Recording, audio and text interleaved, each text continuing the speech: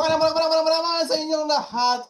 By the way, welcome to our Papa FB show. I'm your host, Papa Brad, and I'm accompanied with my co-host, Papa Fonzo. Right? And we are here to talk about love, financial, and life, and advice for everybody right now. Our lines are open, and give us a call at 555 love. Okay, and I'm waiting for a call now. Go on. Okay, we have a lucky caller here. All right, number one caller, go ahead. You're live. Hi, Papa Brad. I'm Mark, and I have a relationship question. Go ahead, So, please. me and my girlfriend has been going strong for 4 years, pero recently she's been getting more physical. Parang ano yan, is she getting physical sa kwarto? I mean, that's natural. Buti nga sana kung ganun pero iba eh. So, simulan ko sa mga simple stuff. So, napansin ko, whenever she's trying to get my attention, pag tinatawag niya ako, pag galit, naninigaw, and minsan, di ba, usually pag tawag ka, tatapikin ka lang, pero minsan napapalakas. So, iniisip ko, wala lang to. Pero kinakabahan na ako kasi pataas na eh.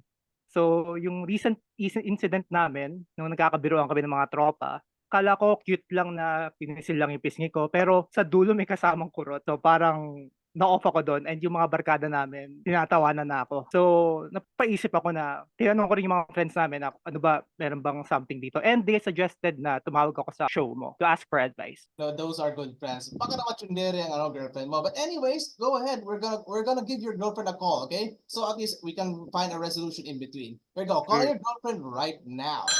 Hello? Sino to? Yes, hi. By the way, ma'am, it's me, Papa Brad, and actually, welcome to the show. And I have your boyfriend Mark here, and he's asking me for some advice. And I'm hearing that you're already giving some physical abuse to your boyfriend. Anong physical abuse? Mark, ano sinasabi mo? Joy, medyo matagal na kasi nating problema to eh. Humingi na ako ng tulong. Talagang you're seeking for attention, no? Dito ka pa talaga tumawag sa radio show. What is this about? Ang bobo mo naman. Sana pinag-uusapan na lang natin to. Bobo mo. Joy, wag naman ganyan. We're live on air. Let's be civil naman kahit papaano. Exactly. Tumawag ka pa talaga, no? Para marinig tayo sa radyo. Ayoko na kitang kausap. Goodbye, bobo. Ooh.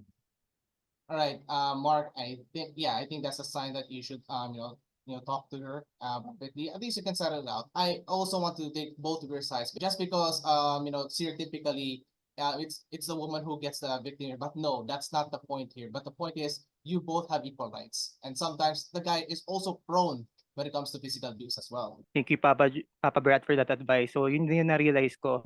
As a man, hindi dapat ako nahihiya na ipaglaban din yung mga rights ko. And I should take action. So, thank you for that advice. Pag-uusapan na lang namin to. Sige, not a problem, Mark. Bye-bye. And for everybody out there, just want to let you know, the key is listening. Don't just jump into conclusions, because there's a lot of people who get in trouble when it comes to assumptions. Yeah, never assume. It's best to ask first. So we're going for a commercial break. So stick around. Papa Brad will be right back.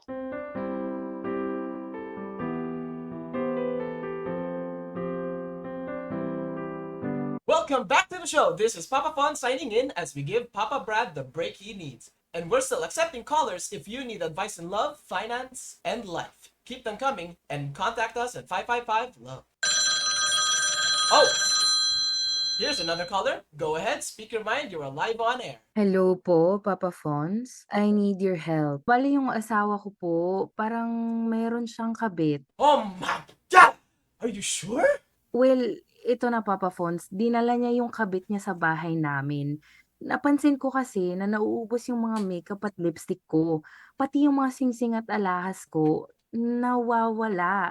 Meron ding pair ng bra at panty na hindi naman akin. So, paano ko yun may explain? Like, sure ako hindi yun akin.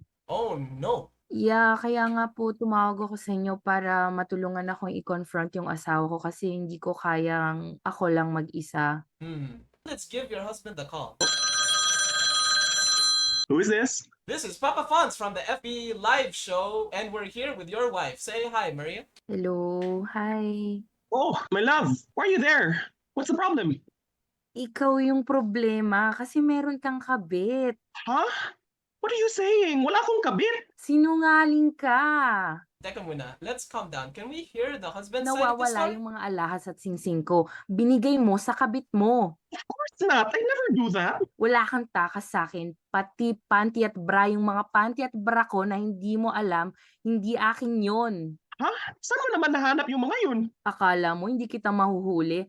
Ako yung tagalinis ng buong bahay, no? So, alam ko, pag tinago mo yun sa closet mo, wala ka Babe, talagang kaya ko yun. hiya. 10 years tayo together. Ano ba naman yun? Okay. Admit ko na. Sa akin yung mga yun. What? Can you repeat what you just said for the audience? Akin nga yung mga bra at panty. Ako din yung kumuha ng lipstick at yung mga singsing at alahas mo. I never had the courage to confess to you, man, babe. And I just didn't know how to tell you. Can we talk about this when I get home, Maria? Ah, hindi ko alam. I'll go home immediately. I'll see you home. Ma'am, are you okay? I don't know. I'm not okay. Well, in the bright side, wala siyang kabit. While I've been married to a cross-dresser for 10 years. Ano po bang dapat kong gawin ngayon, Papa Fons? Hindi ko alam. Well, ma'am, is it really a problem that he's a crossdresser? No. I wished he talked to me about it before. Hindi umabot ng ganitong 10 years. Okay. Well, knowing he's a crossdresser, do you still love him? Of course I love him. Well, that's what's important. People have their own sexual identity and gender expression, and in your husband's case, he likes to express himself by wearing women's clothing, and there is absolutely nothing wrong with that now. You should talk things over with him. You're right, Papa Fons. Sige po. Thank you very much for your advice. We have our own gender equality, and how we express ourselves. We are all different in our own way. And that's okay. That's all for today's show. Hope you all enjoyed and picked up our advice that you can use in your daily life. This is Papa Brad and Papa Fonzo signing out from the FB show saying the key is to listen before you speak. One does not speak unless someone knows. See you on the next show.